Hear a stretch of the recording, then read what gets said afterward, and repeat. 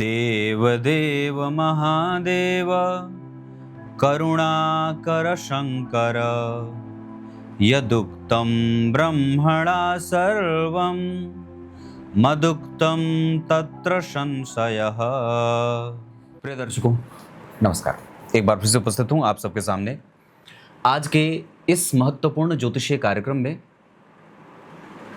इस विषय पर चर्चा होगी कि विवाह आरंभ से पहले किस विषय का ज़्यादा ध्यान रखना चाहिए। आज का कार्यक्रम बहुत सारी चीज़ों को एक स्वर में बताने वाला होगा। विवाह किससे हो, सिर्फ मंगल दोष ही देखना ज़रूरी है या उसके अतिरिक्त भी किन किन बातों का ध्यान विवाह करने से पहले ज़रूरी होता है रखना। विवाह में सामने वाला जो है, जिसे आप दाम्पत्य के लिए स्पाउस कहते हैं, उसकी राशि या उसका लग्न क्या हो, इस पे भी समुचित चर्चा होगी। बने रहिएगा कार्यक्रम के अंतिम हिस्से तक, कहीं नहीं जाना है। शुरू करते हैं आज का कार्यक्रम। लाइव होता हूँ शनिवार को रात्रि 8:15 पे। 2-3 दिन के लिए मैं मलमास में उज्जैन चला गया था। वहाँ महाकाल भगवान भोलेनाथ का दर्शन हुआ बड़े अच्छे से, और ओमकारेश्वर के भी दर्शन हुए, ममलेश्वर के भी दर्शन हुए। उधर के जितने छोटे मोटे जितने भी थे उनके अतिरिक्त सबके दर्शन हुए। बड़ा सौभाग्य मिला। अचानक से ही सुबह 5 बजे की प्लानिंग बनी कि हो आते हैं, तो भगवान ने बुलाया और बिना कोई तैयारी के दर्शन कराया। आप लोगों को भी जानना चाहिए, है ना।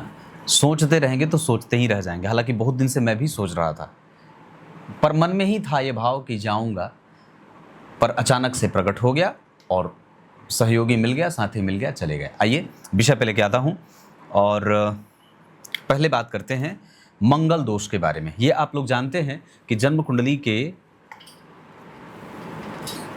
लग्न, कुछ आचार्य द्वितीय भाव को भी, उसके बाद चौथा, उसके बाद 7वां, उसके बाद 8वां, उसके बाद 12वां, मतलब इन भावों में मंगल बैठे हों तो उसे मंगल दोष कहा जाता है। अब नहीं चमक रहा, हाँ, उसे मंगल दोष कहा जाता है। पर याद रहे, अगर इन भावों में, मैंने राशि बनाई है इसको छोड़ करके, अगर इन भावों में मंगल या तो उच्च के बैठे हैं या अपनी राशि के बैठे हैं तो वो मंगल दोष मान्य नहीं होगा, या उसके नकारात्मक प्रभाव जातक या जातिका को प्रभावित नहीं करेंगे। इसमें कोई संशय नहीं रखना चाहिए। हाँ, पर याद रहे, अष्टम भाव के जो मंगल हो, अगर उच्च के हों या स्वग्रही हों, फिर भी थोड़े बहुत दोष वो पैदा कर देते हैं। ये एक अपवाद स्वरूप बात है। ये मंगल की बात हो गई। पर क्या सिर्फ विवाह में मंगल दोष ही देखा जाता है, या उसके अतिरिक्त भी बहुत सारे विषय होते हैं जिनका चिंतन आवश्यक है? तो विचार करिए, जन्म कुंडली में अष्टम में शनि, लग्न में शनि और सप्तम में शनि अगर बैठे हों, पंचम में भी, क्योंकि ये भाव प्रेम प्रदर्शन के होते हैं, स्वभाव के होते हैं, व्यवहार के होते हैं, व्यक्तित्व के होते हैं, आचरण के होते हैं। अगर इन भावों में शनिदेव कमज़ोर बैठे हों और उन पर किसी भी ग्रह की दृष्टि ना हो, तो ये मंगल दोष से भी ज़्यादा खतरनाक कई बार हो जाते हैं। जहाँ विवाह को कष्ट, विवाह में मतभेद, वैचारिक ना मिलना, विचारों का ना मिलना, विवाह के बाद आर्थिक जो कमज़ोरी होती है वो निरंतर बढ़ती जाती है, और विवाह से नैराश्य भाव प्रदर्शित होने लगता है, निराशा होने लगेगी। ऐसा वाला ये कब होगा? जब लग्न, सप्तम, पंचम और अष्टम भाव में शनि होते हैं। तो एक और भाव होगा जन्म कुंडली का 12वां, जहाँ शनि के साथ राहु अगर बैठे हों, तो यहाँ भी व्यक्ति को, या मंगल बैठे हों 12वें भाव में, तो ये मांगलिक दोष से भी ज़्यादा खतरनाक स्थिति हो जाती है वैवाहिक संबंधों के लिए। इसमें कोई कंफ्यूजन मत रखिएगा। क्लियर है? तो मंगल दोष के बाद आपने ये भी जान लिया। अब मैं तीसरे सूत्र पे आता हूँ जो विवाह से पूर्व हमें ध्यान देना चाहिए, और वो ये कहता है कि जन्म कुंडली के सप्तम भाव पर जो राशि बनी हो, सप्तम भाव में 1 से लेकर 12 तक में जो राशि बनी हो, उस भाव के स्वामी जिस राशि में बैठे हों, अर्थात मान लीजिए यहाँ 5 लिखा और सूर्य इस भाव के स्वामी हैं और यहाँ बैठ गए, तो 6, 7, 8, 9 तो क्या कहा कि सप्तम भाव में जो राशि बनी हो और सप्तमेश जहां बैठे हों उस राशि के संबंध से हम विवाह कर सकते हैं। मतलब हमारा जो स्पाउस होगा वो सप्तमेश जहां बैठे हों उस राशि से या उस लग्न से संबंधित जातक या जातिका से हमारा विवाह सुखद एहसास कराने वाला होता है। या दूसरा कि सप्तम भाव के अधिपति जो ग्रह बनता हो वो उसकी उच्च राशि जो होती हो, जैसे सप्तमेश आपकी कुंडली में अगर मान लीजिए सूर्य बन गए तो उनकी उच्च की राशि सिंह राशि मेष राशि होती है। इसका अर्थ होगा कि आप अपना दाम्पत्य मेष राशि के जातक जातिकाओं के साथ भी शुरू कर सकते हैं। आपका दाम्पत्य जीवन वहां भी सुखद एहसास देगा। एक सिद्धांत और होगा जो थोड़ा नया है, जो मैंने पहले कभी नहीं बताया है, और वो ये है कि सप्तम भाव के अधिपति नवांश चक्र में जिस राशि में बैठे हैं उस राशि और लग्न के जातक और जातिका से भी विवाह किया जा सकता है। ये नया और अनूठा सिद्धांत है जो आपको समझना होगा। मान लीजिए अगर आपने लग्न से देखा नहीं मिल रहा, कुंडली आपके पास कोई आई है और आपको वो रिश्ता पसंद भी आ रहा है, तो आप लग्न कुंडली में देख लिए कि सप्तम भाव के स्वामी की उच्च राशि से मेल नहीं खा रहा, सप्तमेश जहाँ बैठे हैं वहाँ से भी मेल नहीं खा रहा है, तो आप ये देखिए कि लग्न कुंडली के सप्तम भाव के स्वामी नवांश चक्र में कौन सी राशि में बैठे हैं। वो जिस राशि में बैठे हैं नवांश चक्र में उस राशि और लग्न के जातक जातिका से भी आपका विवाह हो सकता है। वो विवाह भी सुखदायक और सकारात्मक वातावरण तैयार करने वाला होता है। ये तीसरा सिद्धांत है जिससे हम विवाह कर सकते हैं। एक चौथा सिद्धांत है जो ये कहता है, क्या कहते हैं कि किसी भी स्थिति में सप्तम भाव पर देखने वाले ग्रह की दृष्टि, मतलब सप्तम भाव में मान लीजिए यहां गुरु बैठे हैं तो सप्तम भाव पर इनकी दृष्टि जाएगी, है ना, या सप्तमेश पर गुरु की दृष्टि जाएगी या जा रही है, तो ये गुरु जो हैं या शुक्र या बुध या चंद्रमा या शनि, मतलब सप्तम भाव पर कोई भी ग्रह आपकी कुंडली में अगर देख रहा है और वो जिस राशि से बैठकर देख रहा है उस राशि के जातक जातिका से भी विवाह किया जा सकता है। उस जैसे मान लीजिए यहाँ पे मैंने 5 नंबर की कुंडली बना दी, गुरु को यहीं बिठा दिया और सप्तम भाव पर गुरु की दृष्टि पड़ गई, ठीक है। उसके बाद मान लीजिए मैंने शनि को यहाँ वृष राशि में बिठा दिया है, शनि को यहाँ, तो उसका दूसरा अर्थ निकलेगा कि शनि वृष राशि में है। इसका अर्थ होगा कि वृष राशि के जातक जातिका से और सिंह राशि के जातक जातिका से भी हमारा विवाह हो सकता है।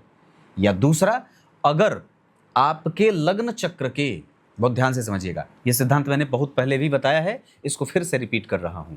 अगर जन्म कुंडली के लग्न चक्र में जो अंक लिखा हो केंद्र में, है ना, 5, 6, 7, 8, 9, 10, 11, 12, 1, 2, 3, 4, तो केंद्र में क्या लिखा, केंद्र में 2, 5, 8, 11 लिख दिया।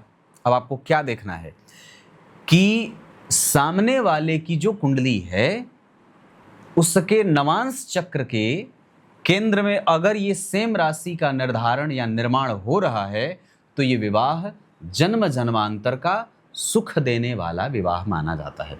उस विवाह में परस्पर बहुत ही ज़्यादा प्रेम बना रहता है। ये बहुत ही अलग सा सिद्धांत है जो मैं आप लोगों को बता रहा हूं कि अगर लग्न कुंडली, या आपको लग्न कुंडली में देखना है, जातक के या जातिका के लग्न चक्र के केंद्र में बन रही राशियां नवांश चक्र के केंद्र में अगर बन रही हैं तो ये विवाह इस बात का संकेत देता है कि हाँ, ये संबंध पूर्व जन्म से संबंधित है, हम इस विवाह को स्वीकार कर सकते हैं, इसमें कोई हर्ज नफा नुकसान नहीं है। क्लियर है ये बात? बहुत ध्यान से। अब एक बात और भी है, अब इसमें आप उसको और भी थोड़ा डीप में जाना चाहते हैं तो ये देख लीजिए कि लग्न कुंडली के त्रिकोण में, चाहे वो पंचम हो चाहे वो नवम हो, जातक या जातिका के लग्न कुंडली के त्रिकोण में अर्थात पंचम और नवम भाव में जो राशि बनी है, अगर वो जातक या जातिका जिससे आपका विवाह होने जा रहा है उसके भी त्रिकोण में ही वो राशि बनी हो। जैसे मान लीजिए किसी जातक की कुंडली के लग्न कुंडली के नवम भाव में 1 नंबर की राशि बनी और उस सामने वाले की कुंडली में भी 1 नंबर की राशि या तो पंचम भाव में या तो नवम भाव में बन गई, तो ये त्रिकोण का जो संबंध होता है ये भी इस बात का ही संकेत देता है भगवान कि हाँ आप इससे भी विवाह कर सकते हैं, है ना। हम कुंडली मिलाने से पहले अगर इतनी सारी विषयों का आप जरा सोच के देखिए, विवाह टूटने के कितने मामले आते हैं।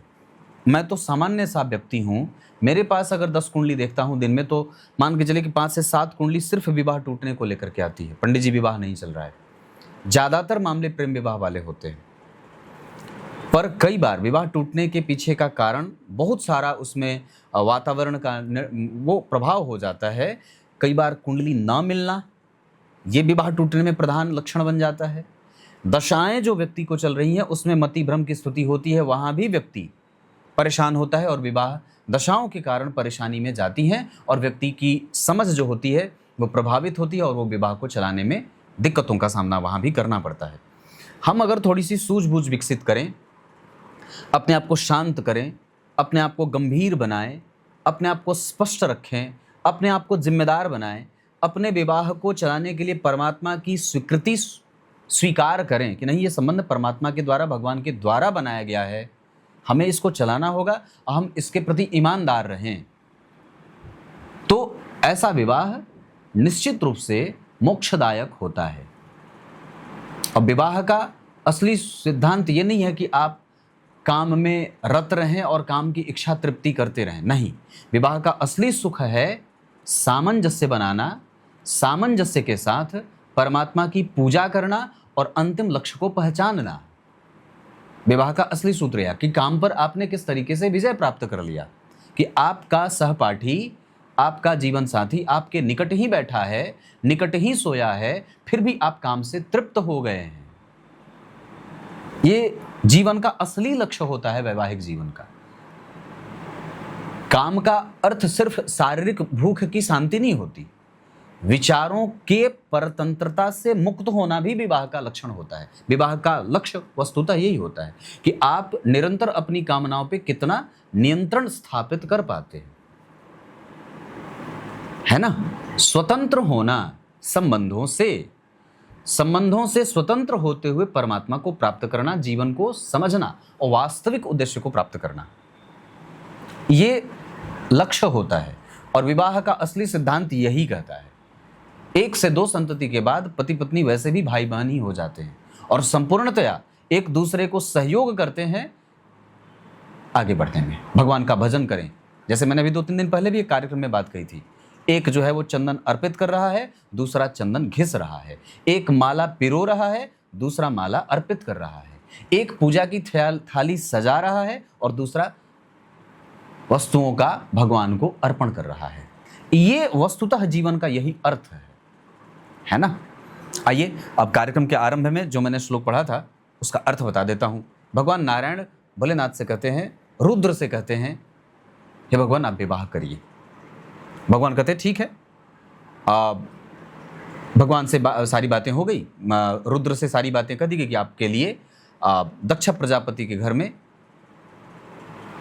कन्या का अवतार हुआ है। देवी मैया साक्षात योग माया महामाया के रूप में अवतरित हुई हैं और आपसे उनका पाणी ग्रहण होना है। भगवान स्वीकार करते हैं, ठीक है ऐसा ही होगा, तथास्तु कह देते हैं। क्लियर है। अब कुछ इस तरीके से आज के इस कार्यक्रम का समापन करते हैं। कल एक बार फिर से किसी नए विषय के साथ उपस्थित होंगे। कुंडली विश्लेषण का कार्यक्रम जरूर देखा करिए, वहाँ पे बहुत सारी चीज़ें समझ में आ जाती हैं। तब तक के लिए बहुत बहुत नमस्कार।